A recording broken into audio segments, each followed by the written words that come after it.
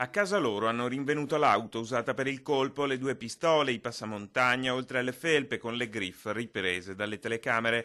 Quanto è bastato per arrestare tutti e tre in flagranza con l'accusa di aver messo a segno la rapina nel salone motivi di via Marconi a Quinto di Treviso. Sono state proprio le indicazioni di alcuni passanti a mettere sulla giusta pista i carabinieri. Secondo quanto ricostruito era la 26enne ad attenderli all'esterno al volante della sua auto. Il fidanzato 29enne assieme ad un 32enne della provincia di Venezia erano invece entrati nel negozio sabato pomeriggio, costringendo la parrucchiera a consegnare l'incasso della giornata, circa 400 euro. La collaborazione dei cittadini è sempre indispensabile e poi l'attività info-investigativa svolta dai nostri carabinieri nell'immediatezza ha consentito di mettere insieme, di raccogliere quegli elementi che ci hanno subito indirizzato verso queste tre persone. E in manetta nel fine settimana è finito anche un giostraio 55enne di Breda di Piave. Ad incastrarlo è stato il DNA del sudore recuperato dai carabinieri di Venezia dalle manopole di una motocicletta usata per il colpo. Secondo quanto ricostruito, l'uomo, assieme ad un complice 38enne di Fossalta di Piave,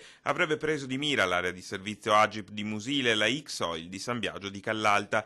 I colpi, la scorsa estate, tutti con modalità analoghe, caschi in testa, pistole e taglierini in pugno e poi la loro firma, una sgommata per dileguarsi.